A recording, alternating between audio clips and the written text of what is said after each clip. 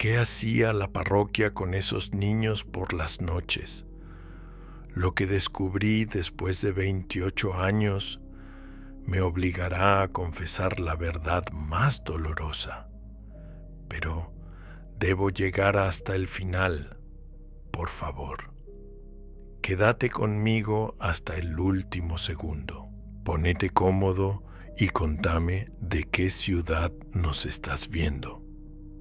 Escribilo en los comentarios y dale me gusta a esta historia. Necesito saber que no estoy solo en esto. Me llamo Esteban Morales. Tengo 71 años y durante casi 3 décadas fui el campanero de la parroquia San Judas Tadeo en el barrio de Barracas, Buenos Aires. El 22 de marzo del año 2023, un martes que jamás voy a olvidar, me desperté sabiendo que ya no podía seguir callando. Esa mañana, mientras tomaba mi mate como todos los días desde hace 40 años, sentí algo que me quemaba por dentro. No era el mate caliente, era la verdad que había estado guardando desde el año 1995. La historia que voy a contarte empezó cuando yo tenía 43 años. Acababa de quedar viudo. Mi Mercedes había muerto de cáncer después de una lucha de 2 años y yo me había quedado solo con mis 3 chicos. Santiago tenía 18, Matías 15 y Lucía apenas 13. La pensión de la fábrica metalúrgica donde había trabajado durante 20 años no alcanzaba para nada. Los chicos necesitaban estudiar, comer, vestirse. Yo necesitaba trabajar, pero a los 43 años, con la espalda rota de tanto cargar hierros y sin estudios, nadie me daba laburo. Una tarde de mayo, cuando ya no sabía qué hacer para pagar el alquiler de nuestro departamento en La Boca, me crucé con el padre Germán en la plaza del barrio. Él conocía mi situación porque Mercedes había ido a misa toda la vida. Era un hombre mayor, de unos 60 años, con el pelo blanco y una sonrisa que siempre me había parecido genuina. Me preguntó cómo estaba la familia y cuando le conté que andaba buscando trabajo, me hizo una propuesta que cambió todo. Esteban, necesito un campanero para la parroquia. Es un trabajo sencillo, pero requiere dedicación. Tenés que tocar las campanas para todos los oficios, mantener la sacristía limpia, ayudar con algunas tareas menores. El sueldo no es mucho, pero viene con una casita en el fondo de la iglesia. Ustedes podrían vivir ahí sin pagar alquiler. En ese momento me pareció la respuesta a todas mis oraciones. Una casa propia, por más chica que fuera, y un trabajo seguro. Los chicos podrían seguir estudiando en el mismo colegio. No tendríamos que mudarnos del barrio donde habíamos vivido siempre. Le dije que sí, sin pensarlo 2 veces. La casita era pequeña pero acogedora. Tenía 2 dormitorios, una cocina y un baño.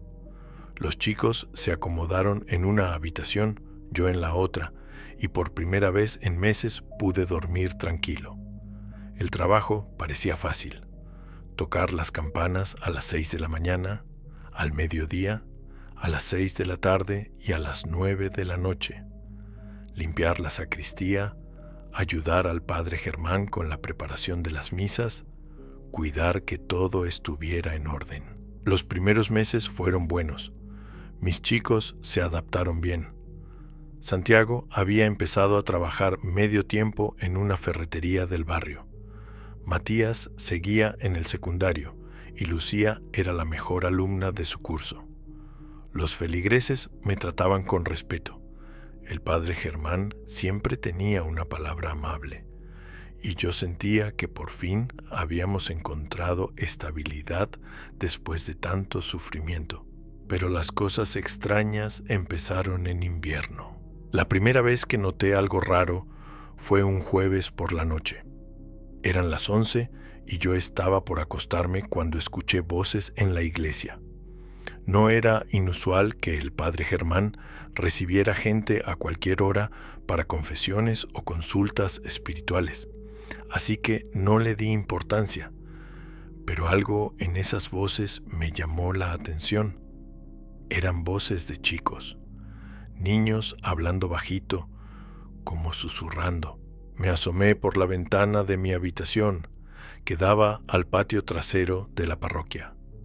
Vi una luz tenue en una de las habitaciones del sótano, un lugar al que yo nunca había bajado. El padre Germán me había dicho que era solo para depósito de cosas viejas y que no me preocupara por limpiar ahí. A la mañana siguiente, cuando llegué a la sacristía para prepararme para el primer toque de campanas, vi algo que me extrañó. Había platos sucios en la pileta. No eran los platos que usábamos para la comunión. Eran platos comunes, como de casa, con restos de comida. También había vasos, muchos vasos. «Padre», le pregunté cuando llegó para la misa de las 7. «¿Hubo algún evento anoche?» Vi platos en la cocina. Me miró con una expresión que no pude descifrar. Fue solo un segundo, pero juro que vi algo parecido al miedo en sus ojos. «Ah, sí. Tuvimos una reunión con algunas familias del barrio. Nada importante. Ya sabes cómo es la gente. Siempre hay problemas que resolver». Su explicación me tranquilizó, pero algo en su manera de decirlo no me terminaba de convencer. Las voces nocturnas se volvieron más frecuentes, siempre entre las 10 y las 12 de la noche, siempre susurrando, siempre desde el sótano. Yo empecé a prestar más atención. Una noche me quedé despierto esperando. A las 11:15 escuché pasos en el patio. Me asomé con cuidado y vi la silueta del padre Germán caminando hacia la puerta que daba al sótano. No estaba solo. Con él venía una mujer que no reconocí y 2 chicos que parecían tener entre 12 y 15 años. Esta vez las voces duraron hasta casi las 2 de la madrugada. Al día siguiente, cuando fui a limpiar la sacristía, encontré algo que me heló la sangre. En el suelo, debajo de uno de los bancos, había un papel arrugado. Era un dibujo hecho con crayones, claramente hecho por un niño. Mostraba una iglesia, pero en el dibujo la iglesia tenía barrotes en las ventanas y una cara triste dibujada en la puerta. Abajo, con letra de chico, decía: «No quiero quedarme aquí». Guardé el papel sin decirle nada al padre Germán. Los meses pasaron y yo empecé a juntar más pistas. Encontraba ropa de chicos colgada para secar en lugares raros, toallas húmedas en el baño de la sacristía, restos de comida que no correspondían con las actividades normales de la parroquia. Y siempre, siempre, esas voces nocturnas desde el sótano. Una mañana de noviembre, mientras barría el patio trasero, vi algo que me confirmó mis sospechas. En el suelo, cerca de la puerta del sótano, había marcas de tiza blanca. Alguien había dibujado una especie de juego de la rayuela, pero los números estaban mal escritos, como si los hubiera hecho un chico que todavía estaba aprendiendo. Esa misma tarde, después del toque de campanas del mediodía, decidí confrontar al padre Germán. «Padre, necesito preguntarle algo. ¿Hay chicos viviendo en el sótano de la iglesia?» Se puso pálido. Durante unos segundos no dijo nada. Solo me miró con esos ojos azules que de repente me parecieron fríos como hielo. «Esteban, hay cosas que es mejor no preguntar. vos tenés un trabajo, tenés una casa para tu familia. No busques problemas donde no los hay. Pero padre, si hay chicos que necesitan ayuda, los chicos están bien cuidados. Hay familias que no pueden cuidar a sus hijos como corresponde. Nosotros les damos refugio temporal hasta que se resuelvan las situaciones. Su explicación sonaba razonable, pero algo en mi interior me decía que había más, mucho más. Esa noche no pude dormir. Me quedé despierto esperando escuchar las voces, y cuando finalmente las escuché, tomé una decisión que cambiaría todo. Me vestí en silencio, salí de mi casa y me dirigí hacia la puerta del sótano. La puerta no tenía llave. La empujé despacio y bajé por una escalera de madera que crujía con cada paso. Abajo había un pasillo largo con varias habitaciones. Al final del pasillo vi luz filtrándose por debajo de una puerta. Me acerqué y miré por el ojo de la cerradura. Lo que vi me marcó para siempre. Había 6 chicos, entre los 8 y los 15 años, sentados en el suelo de una habitación que tenía apenas 2 ventanitas muy pequeñas, casi al nivel del techo. La habitación estaba limpia, pero era muy austera. Había colchones en el suelo, mantas, algunas cajas con ropa.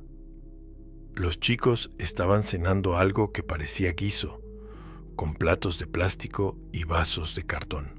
Pero lo que más me impactó fue que todos tenían esa expresión que yo había visto en los ojos de mis propios hijos cuando su madre había muerto.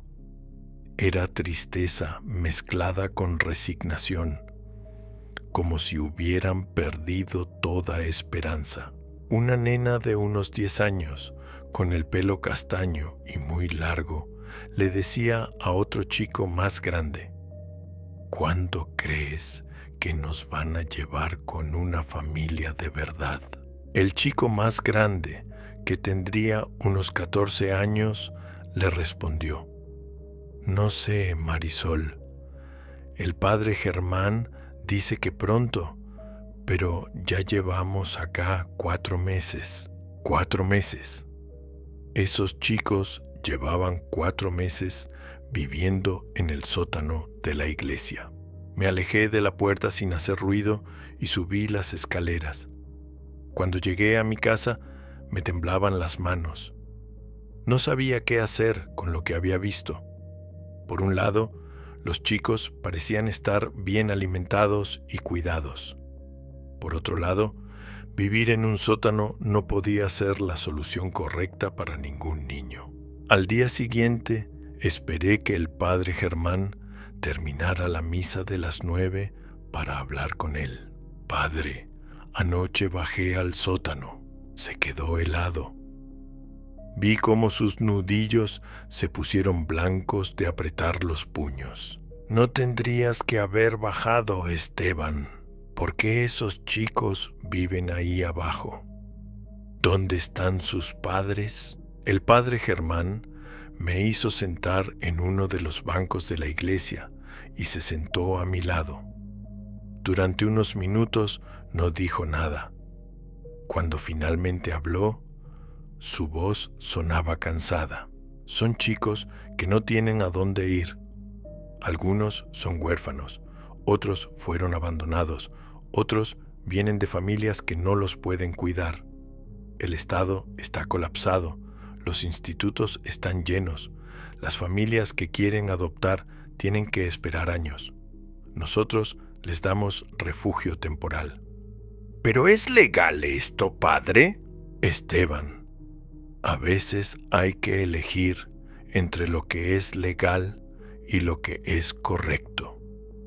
¿Prefieres que estos chicos estén en la calle? Su argumento tenía lógica, pero algo en mi estómago me decía que las cosas no eran tan simples como él las pintaba. ¿Y por qué no pueden vivir en habitaciones normales? ¿Por qué en el sótano? Porque hay gente que no entendería. Hay gente que haría preguntas innecesarias, como vos. Ese día volví a casa confundido. Por un lado, entendía que el padre Germán estuviera tratando de ayudar a chicos desamparados. Por otro lado, mantenerlos escondidos en un sótano me parecía mal. Durante las siguientes semanas, traté de observar más. Los chicos salían del sótano solo por las noches, siempre acompañados por el padre Germán o por la mujer que yo había visto aquella primera noche. Ahora sabía que se llamaba Elena y que era la hermana del padre Germán. Durante el día, los chicos se quedaban en el sótano. Desde mi casa podía escuchar cuando jugaban o cuando alguien lloraba. A veces escuchaba a alguno toser durante horas. Una tarde, mientras limpiaba la sacristía, encontré algo que me cambió la perspectiva completamente. En el escritorio del padre Germán, debajo de algunos papeles, había un sobre marrón con documentos adentro. No era mi intención espiar, pero cuando moví los papeles para limpiar el escritorio, los documentos se cayeron al suelo.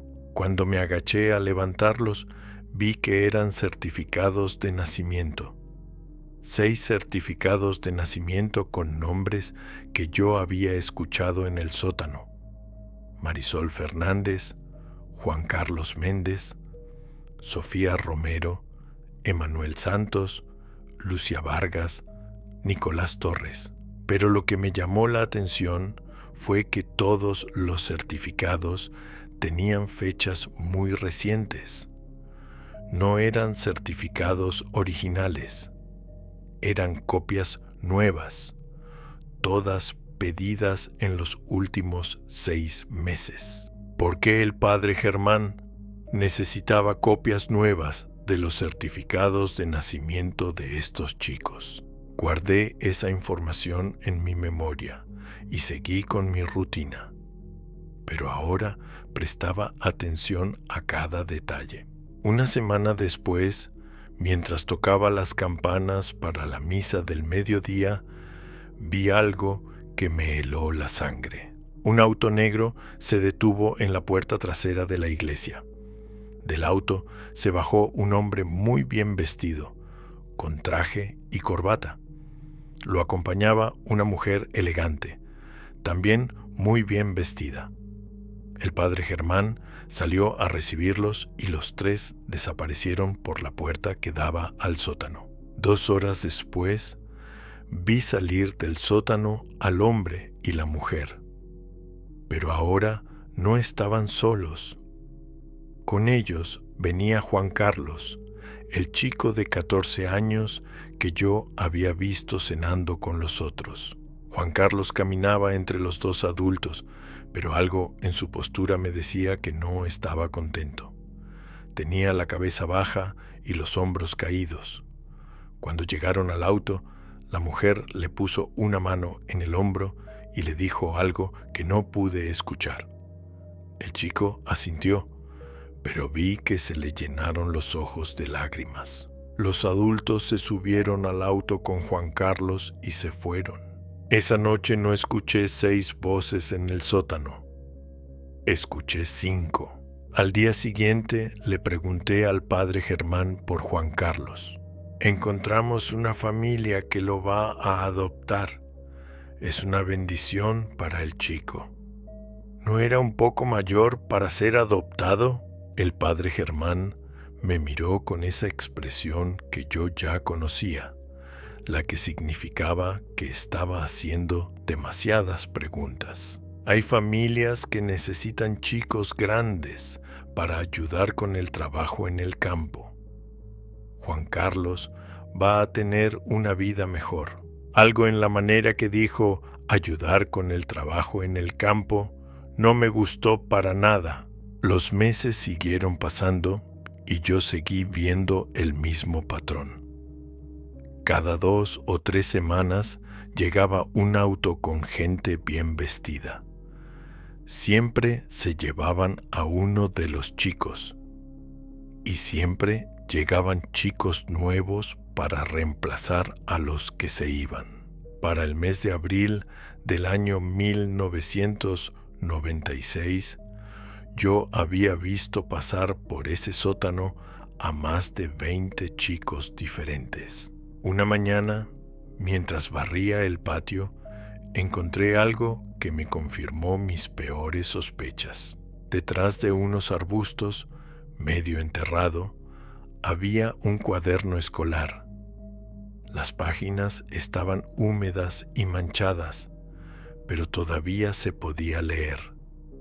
En la tapa decía Juan Carlos Méndez, 7º grado.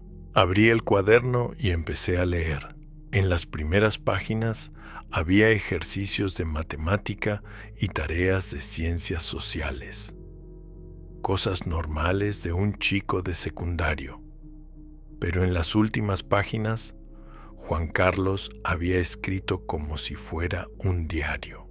Marzo 15. Llegué a la iglesia hace una semana.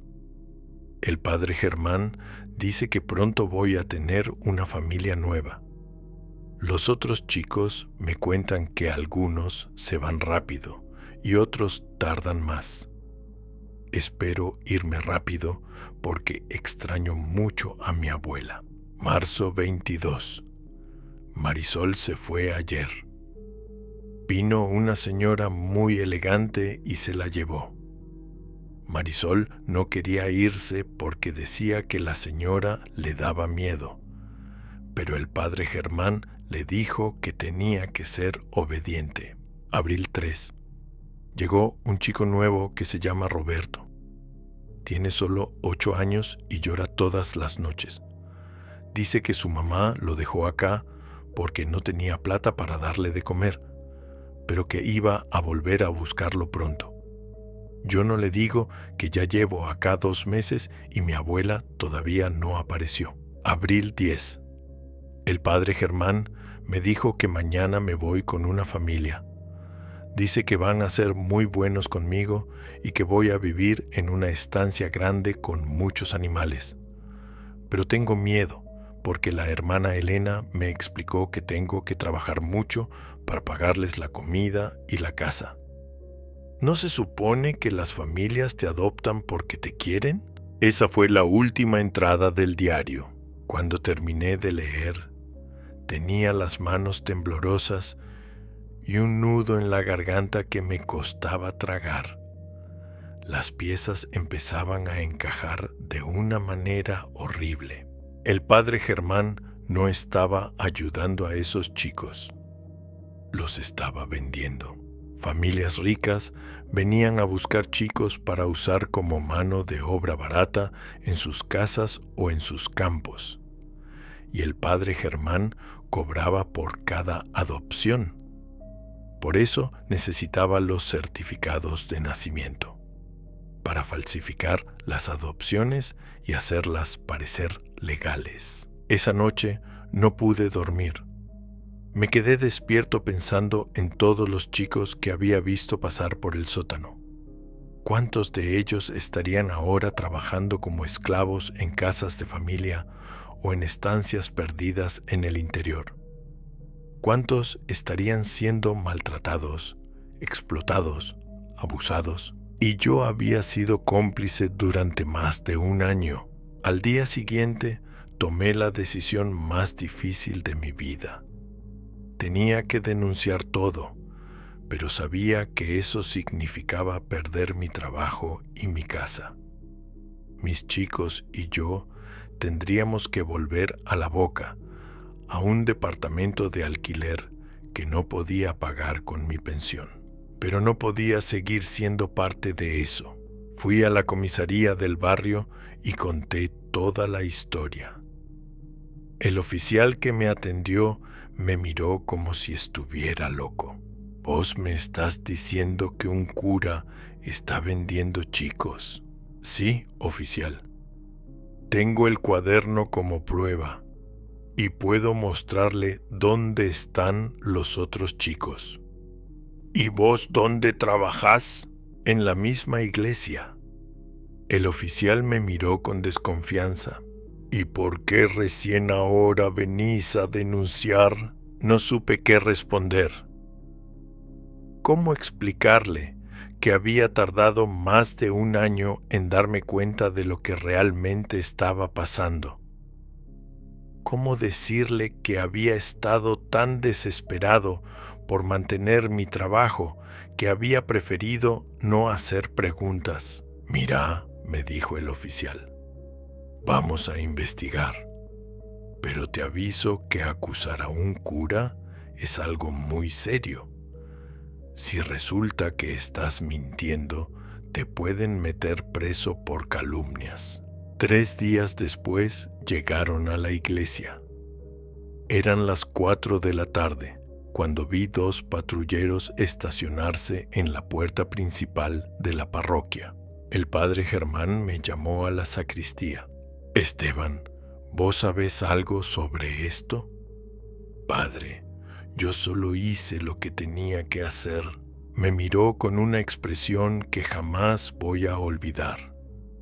No era enojo, era decepción mezclada con algo parecido al odio. Después de todo lo que hice por vos y tu familia, todo lo que hizo por mí, ¿usted cree que darme trabajo justifica vender chicos? Los policías registraron toda la iglesia, incluyendo el sótano. Encontraron a 4 chicos viviendo ahí abajo. También encontraron documentos que comprobaban las falsas adopciones y un cuaderno donde el padre Germán anotaba cuánto cobraba por cada chico. Los montos eran descomunales. Por chicos más grandes cobraba entre 5,000 y 8,000 pesos. Por chicos más pequeños, entre 3,000 y 5,000 pesos. En total, había vendido 43 chicos durante los 2 años que yo estuve trabajando ahí. El padre Germán y su hermana Elena fueron arrestados esa misma tarde. Pero mi pesadilla recién empezaba. Esa noche, mientras mis chicos y yo empacábamos nuestras cosas para volver a La Boca, apareció en mi puerta un hombre que jamás había visto. Era alto, con el pelo gris y una cicatriz que le cruzaba la mejilla izquierda.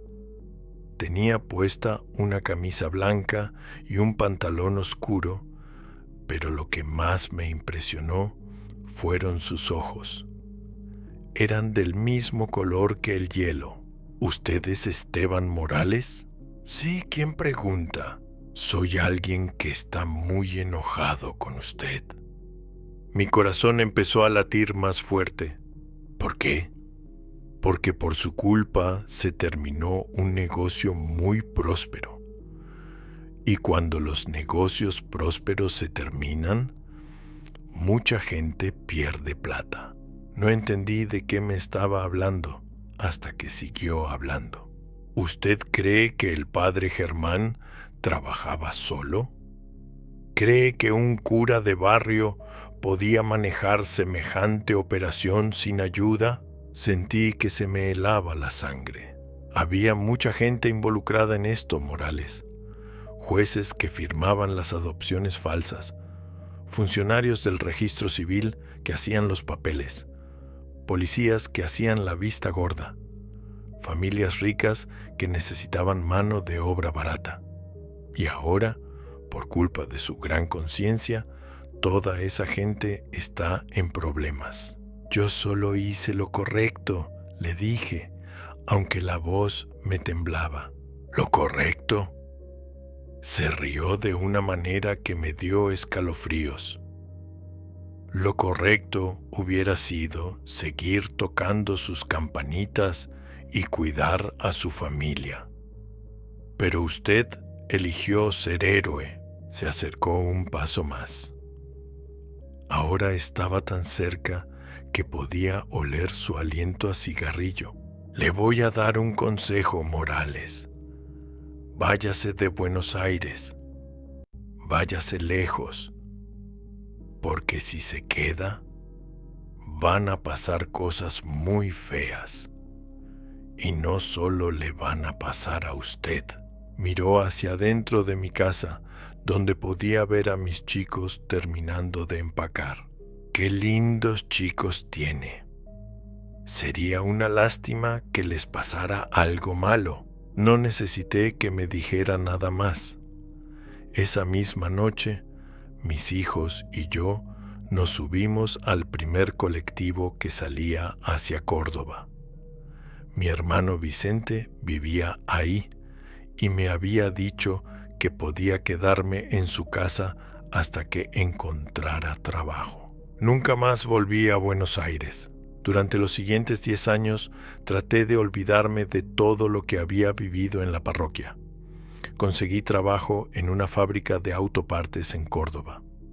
Mis chicos terminaron sus estudios. Santiago se recibió de técnico mecánico, Matías de contador y Lucía de maestra. Se casaron, me dieron nietos, armaron sus propias familias. Yo seguí mi vida, pero siempre con una espina clavada en el corazón. ¿Qué había pasado con todos esos chicos que el padre Germán había vendido? ¿Algunos habrían logrado escapar? ¿Otros habrían crecido como esclavos en casas o estancias? ¿Cuántos habrían muerto por maltratos o enfermedades? En el año 2005, casi 10 años después de mi denuncia, recibí una carta que me cambió la vida. El remitente era Marisol Fernández de González. El nombre me sonaba conocido, pero no podía ubicarlo. Cuando abrí la carta y empecé a leer, casi me desmayo. Señor Morales, espero que se acuerde de mí. Yo soy Marisol, la nena que vivía en el sótano de la parroquia San Judas Tadeo. Tenía 10 años cuando usted hizo la denuncia que nos salvó la vida. Las lágrimas se me vinieron a los ojos antes de seguir leyendo. Le escribo para contarle que gracias a usted yo pude tener una vida normal. Cuando la policía nos rescató del sótano, nos llevaron a un hogar de menores que era realmente bueno. Ahí pude terminar la primaria y el secundario. A los 18 años conocí a mi marido, que también había sido adoptado de chico, pero por una familia que lo quería de verdad. Ahora tengo 24 años, estoy casada y tengo una beba de 6 meses que se llama Mercedes. Se me cortó la respiración cuando leyó que le había puesto Mercedes a su hija. Ese era el nombre de mi esposa. Señor Morales, pasé muchos años odiándolo, porque por su culpa tuve que irme del único lugar donde me sentía segura, aunque fuera en un sótano. Pero cuando crecí y entendí lo que realmente estaba pasando, me di cuenta de que usted nos salvó. Si no hubiera hecho la denuncia, yo probablemente estaría muerta o sería esclava en alguna casa. La carta seguía contándome que había podido contactar con 3 de los otros chicos que habían estado en el sótano. 2 de ellos también habían logrado rehacer sus vidas. El tercero había muerto en un accidente, pero había sido un accidente real, no algo relacionado con la explotación. También quiero contarle que el padre Germán y su hermana Elena están presos. Los condenaron a 20 años de cárcel. Algunos de los otros involucrados también fueron condenados, aunque otros lograron escapar o comprar su libertad. Al final de la carta, Marisol me pedía algo que me partió el corazón. Señor Morales, si es posible, me gustaría conocerlo.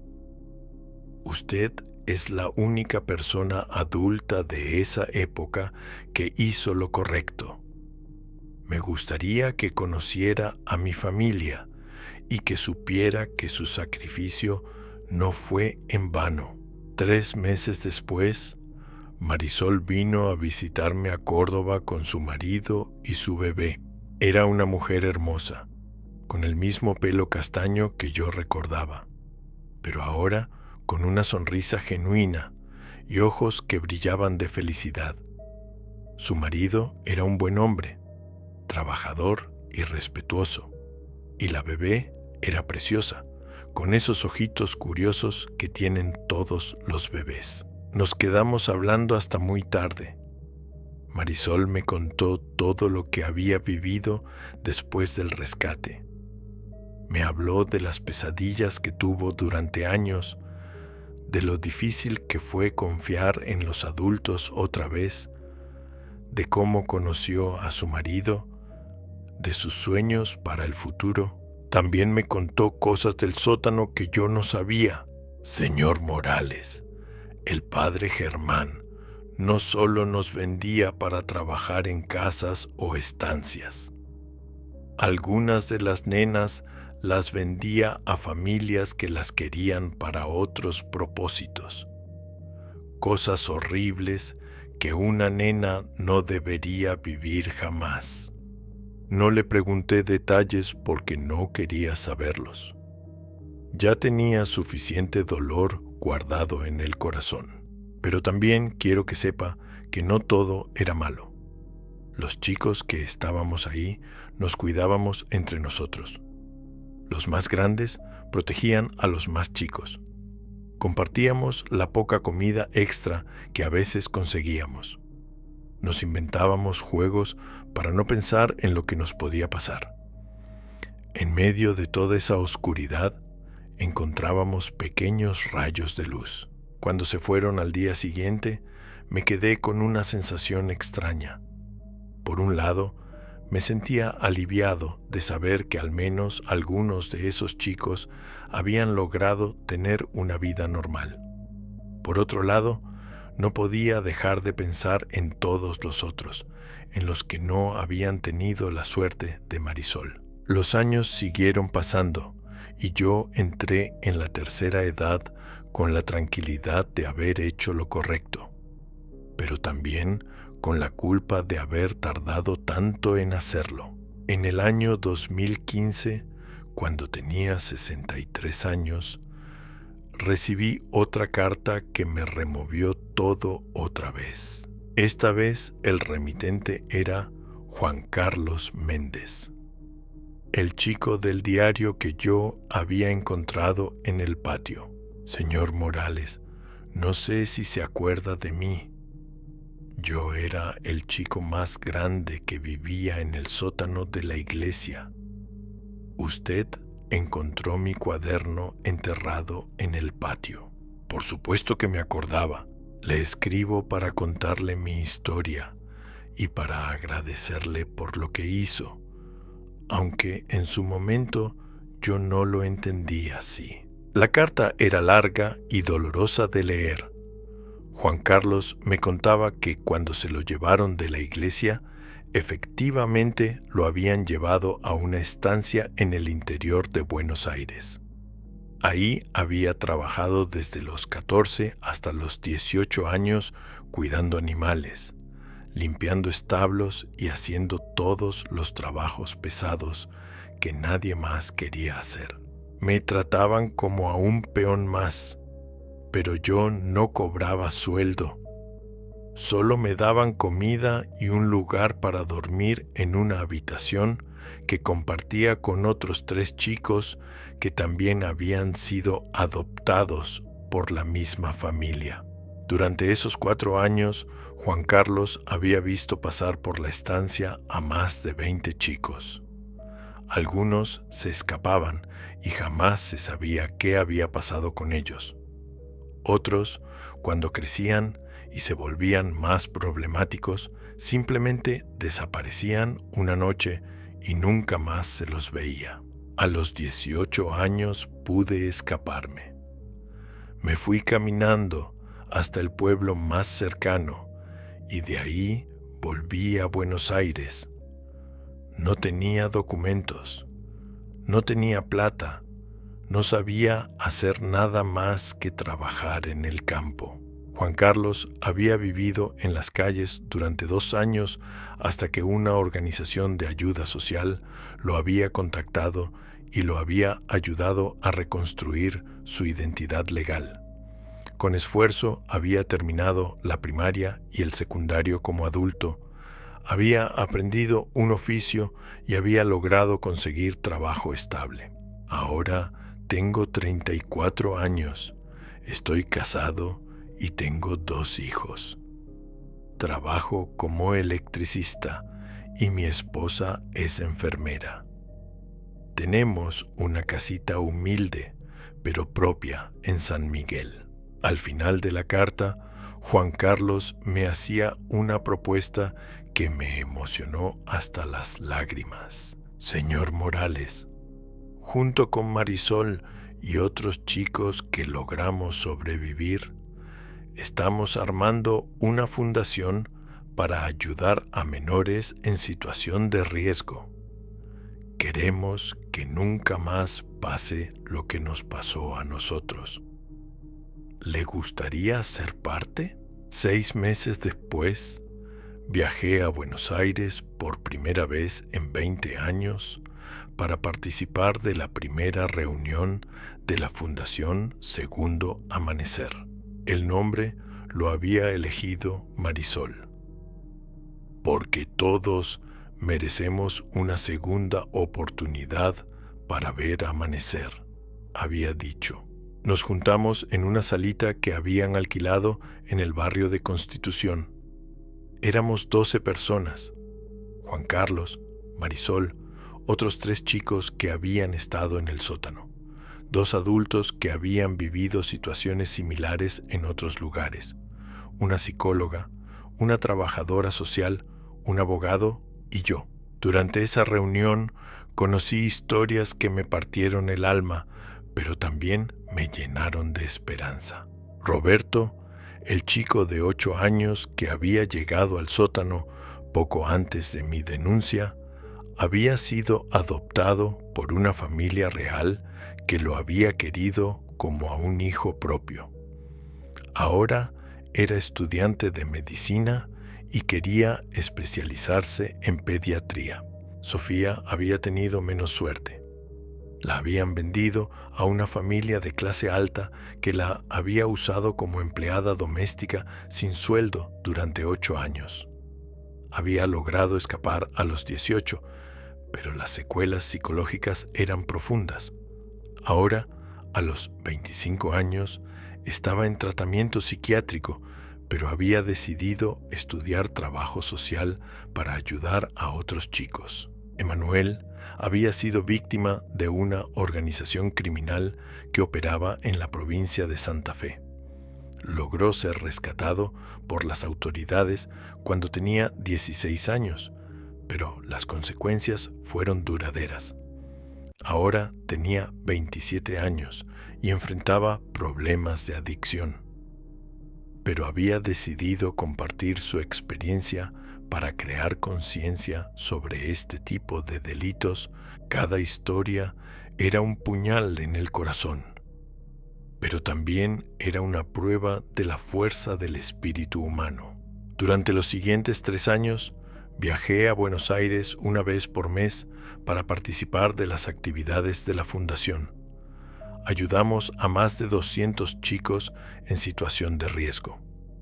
Algunos necesitaban refugio temporal, otros necesitaban ayuda legal, otros necesitaban apoyo psicológico. También trabajamos con las autoridades para mejorar los controles sobre adopciones y para detectar redes de tráfico de menores. En el año 2018, la Fundación recibió un reconocimiento del gobierno de la ciudad de Buenos Aires por su trabajo en la protección de menores. Yo estuve presente en la ceremonia, junto con todos los otros miembros fundadores. Cuando nos sacaron la foto oficial, miré a Marisol, que ahora tenía 33 años y 2 hijos, a Juan Carlos, que había abierto su propia empresa de electricidad, a Roberto, que ya era médico pediatra, a Sofía, que trabajaba como trabajadora social, y a Emanuel, que a pesar de sus luchas personales, se había vuelto un activista incansable. En esa foto había 12 personas que habían decidido transformar el dolor en esperanza. Pero la historia no terminó ahí. En diciembre del año 2022, cuando yo tenía 70 años, recibí una llamada telefónica que cambió mi perspectiva sobre toda esta historia. Era un abogado de Buenos Aires que trabajaba en casos de derechos humanos. Señor Morales, me comunico con usted porque estamos investigando una red de tráfico de menores que operó durante las décadas del 80 y 90. Su denuncia sobre la parroquia San Judas Tadeo fue clave para desenmarañar toda la operación. ¿Cómo es eso? Resulta que el padre Germán era solo una pieza pequeña en una red mucho más grande. Después de que usted hizo la denuncia, seguimos investigando y descubrimos que había más de 20 iglesias involucradas en operaciones similares. También orfanatos, hogares de menores e incluso algunas escuelas. No podía creer lo que estaba escuchando. En total, creemos que esta red vendió más de 2,000 chicos durante 15 años. Su denuncia fue la primera grieta que permitió que todo se desmoronara. 2,000 chicos, 2,000 vidas destruidas. Señor Morales, queremos invitarlo a declarar como testigo en un proceso judicial de gran importancia relacionado con delitos contra menores. Van a procesar a 53 personas, incluyendo magistrados, funcionarios, agentes del orden y familias involucradas en adopciones irregulares. 3 meses después, en marzo del año 2023, estuve sentado en el estrado de un tribunal federal contando mi historia ante un juez, un fiscal, defensores y un jurado. Era la primera vez en 28 años que contaba la historia completa en un lugar oficial. Hablé durante 4 horas. Conté todo lo que había visto, todo lo que había sospechado, todo lo que había sentido. Mostré el dibujo que había encontrado debajo del banco de la iglesia y el cuaderno de Juan Carlos que había conservado todos estos años como evidencia. Cuando terminé de declarar, el fiscal me agradeció y me dijo algo que me quedó grabado para siempre. Señor Morales, usted no solo salvó a los chicos que estaban en esa iglesia. Su valentía permitió que salváramos a cientos de otros chicos que todavía estaban siendo explotados. El juicio duró 8 meses. Al final, 41 de las 53 personas acusadas fueron condenadas a penas de entre 10 y 30 años de prisión. Pero lo más importante para mí fue otra cosa. Durante el juicio, aparecieron 217 sobrevivientes de esa red de tráfico. Chicos que ahora eran adultos y que habían logrado reconstruir sus vidas. Muchos de ellos vinieron a agradecerme personalmente. Entre ellos estaba una mujer de unos 40 años que se acercó a mí en uno de los recesos del juicio. «Señor Morales, ¿se acuerda de mí? Yo soy Lucia Vargas». Al principio no la reconocí, pero cuando me dijo el nombre me acordé. Había sido una de las nenas que vivían en el sótano cuando yo hice la denuncia. Tenía 8 años en ese momento. «Lucía, ¿cómo estás?». Se largó a llorar y me abrazó. «Señor Morales, usted me salvó la vida. Si no hubiera hecho esa denuncia, yo hoy estaría muerta o sería una esclava en algún lugar perdido». Me contó que después del rescate había sido adoptada por una familia de maestros de La Plata que la había criado con amor. Había estudiado psicología, se había especializado en trauma infantil y ahora trabajaba ayudando a otros chicos que habían vivido situaciones similares. «Tengo 2 hijos y un marido maravilloso. Soy feliz, señor Morales, y todo empezó porque usted tuvo el valor de hacer lo que tenía que hacer». Cuando terminó el juicio, en noviembre del año 2023, yo tenía 71 años y me sentía más cansado que nunca, pero también me sentía en paz por primera vez en casi 3 décadas. Había cumplido con mi deber, había hecho lo correcto, aunque me hubiera costado años de culpa, miedo y dolor. Ahora, mientras estoy acá contándote esta historia, sé que quedan muchas preguntas sin responder. ¿Qué pasó con todos los chicos que nunca lograron ser rescatados? ¿Cuántos de ellos siguen vivos? ¿Cuántos lograron escapar por su cuenta?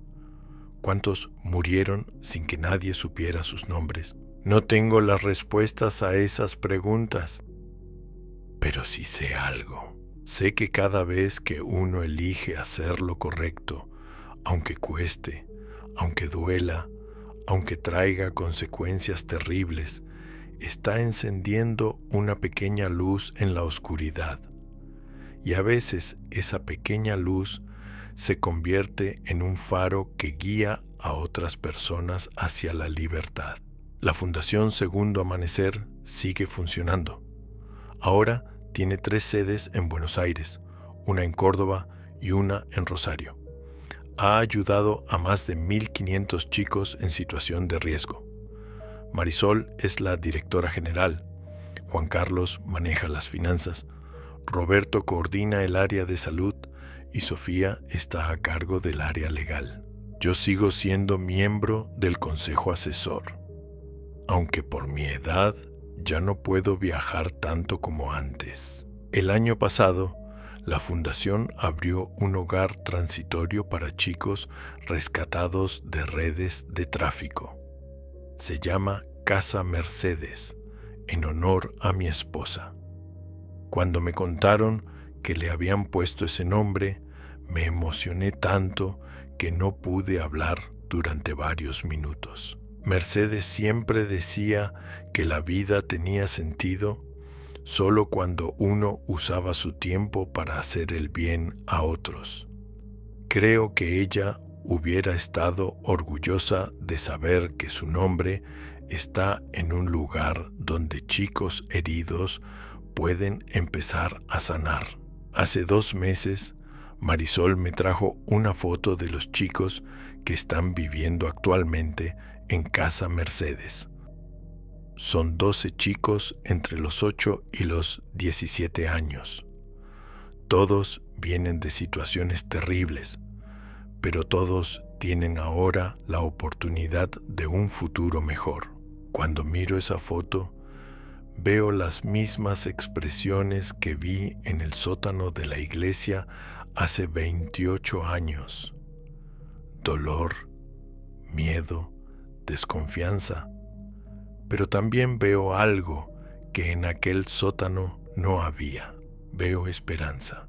Y eso me dice que todo valió la pena. La verdad, hermanos que me están escuchando, es que todos tenemos momentos en la vida donde tenemos que elegir entre lo fácil y lo correcto. Yo elegí lo fácil durante más de un año, y esa elección me persiguió durante décadas. Cuando finalmente elegí lo correcto, perdí mi casa, mi trabajo y mi tranquilidad. Tuve que empezar de nuevo a los 45 años en una ciudad donde no conocía a nadie. Pero esa elección me devolvió algo que había perdido sin darme cuenta. Me devolvió el respeto por mí mismo. Ahora, a los 71 años, puedo mirarme al espejo y saber que cuando tuve que elegir, finalmente elegí bien. No todos tenemos la oportunidad de reparar nuestros errores. Yo tuve esa suerte. Pude hacer algo para compensar el tiempo que perdí haciendo la vista gorda. Pero la lección más importante que aprendí en todo este proceso no tiene que ver con el bien y el mal. Tiene que ver con algo más profundo. Tiene que ver con nunca subestimar la fuerza que tenemos los viejos. Durante años me creí el cuento de que después de los 60 ya no servía para nada importante, que mi tiempo había pasado, que lo único que me quedaba era esperar tranquilito que llegara mi hora. Pero resulta que mis 70 años no son el final de mi historia. Son apenas el comienzo de la parte más importante. A los 70 años ayudé a crear una fundación que salvó cientos de vidas. A los 71 fui testigo clave en el juicio más importante por tráfico de menores de la historia de mi país. ¿Sabes qué descubrí? Que la experiencia, la paciencia y la sabiduría que vienen con los años son armas poderosas contra la injusticia. Que cuando un viejo decide usar su voz para denunciar algo malo, esa voz tiene un peso que las voces jóvenes todavía no tienen. Los jóvenes tienen la energía y la pasión, pero nosotros, los viejos, tenemos algo que ellos todavía no pueden tener. Tenemos la credibilidad que da haber vivido mucho y haber visto de todo. Cuando yo me paré en ese tribunal a contar mi historia, nadie dudó de mi palabra, porque era evidente que a los 71 años no tenía nada que ganar mintiendo y mucho que perder diciendo la verdad. Por eso quiero decirles algo a todos mis hermanos que están escuchando esta historia y que, como yo, ya pasaron los 60 o están cerca de pasarlos. No se crean el cuento de que ya no sirven para nada. No se crean que su tiempo ya pasó. No se crean que lo único que pueden hacer es sentarse a esperar. Ustedes son los únicos que pueden contar las historias que nadie más puede contar. Son los únicos que tienen la perspectiva que da haber vivido tanto. Son los únicos que pueden mirar a los más jóvenes a los ojos y decirles, con autoridad absoluta, cuáles son las cosas que realmente importan en la vida. Si ven algo que está mal, denúncienlo. Si conocen una injusticia, hablen. Si pueden ayudar a alguien que está sufriendo, ayúdenlo. No se escondan detrás de la excusa de la edad. La edad no es una excusa para la cobardía. Es una razón para ser más valientes que nunca, porque a los 70 años, ¿qué te van a quitar que no te vaya a quitar de todos modos el tiempo? ¿El trabajo? Ya estás jubilado. ¿La casa? Ya la pagaste o ya aceptaste que no la vas a pagar. La reputación. A los 70 años ya sabes quién sos y ya no necesitas que otros te digan qué pensar de vos mismo. Lo único que realmente podés perder a los 70 años es la oportunidad de hacer algo importante con el tiempo que te queda. Y esa sería la pérdida más dolorosa de todas. Así que no la perdamos, hermanos. Usemos estos años para ser mejores de lo que fuimos cuando éramos jóvenes. Usemos la sabiduría que nos costó tantos golpes para proteger a los que recién empiezan. Usemos la tranquilidad que nos da saber que la vida es corta para concentrarnos en las cosas que realmente valen la pena. Y sobre todo, usemos el coraje que da saber que ya no tenemos mucho tiempo que perder, porque el tiempo que nos queda puede ser el más importante de nuestras vidas. Si esta historia les sirvió de algo, si les despertó aunque sea una pequeña reflexión, si les hizo sentir que todavía pueden hacer cosas importantes, entonces habré cumplido mi propósito. Y si alguno de ustedes conoce alguna injusticia, algún abuso, alguna situación donde un chico esté sufriendo, no hagan lo que yo hice durante más de un año. No miren para otro lado, no busquen excusas, no esperen que otro tome la decisión difícil. Háganlo ustedes, porque ustedes tienen la edad, la experiencia y la autoridad para que su voz sea escuchada. Y porque esos chicos que están sufriendo necesitan que alguien con coraje hable por ellos. Hace 28 años yo era un hombre de 43 años que tenía miedo de perder su trabajo. Hoy soy un hombre de 71 años que sabe que hay cosas más importantes que un trabajo. Y la más importante de todas es poder dormir tranquilo, sabiendo que cuando tuve que elegí proteger a los más débiles. Esa tranquilidad no tiene precio y está al alcance de cualquiera de nosotros que tenga el coraje de hacer lo correcto cuando llegue el momento. El momento siempre llega. La pregunta es si vamos a estar listos cuando llegue. Yo espero que sí, por nosotros, por nuestros hijos, por nuestros nietos y por todos los chicos del mundo que todavía están esperando que alguien con coraje hable por ellos. Esta es mi historia. Esta es mi confesión. Y este es mi mensaje para todos los que todavía creen que pueden cambiar las cosas. Porque pueden y porque nunca es demasiado tarde para empezar. Señor Morales, queremos invitarlo a declarar como testigo en un proceso judicial de gran importancia relacionado con delitos contra menores. Van a procesar a 53 personas, incluyendo magistrados, funcionarios, agentes del orden y familias involucradas en adopciones irregulares.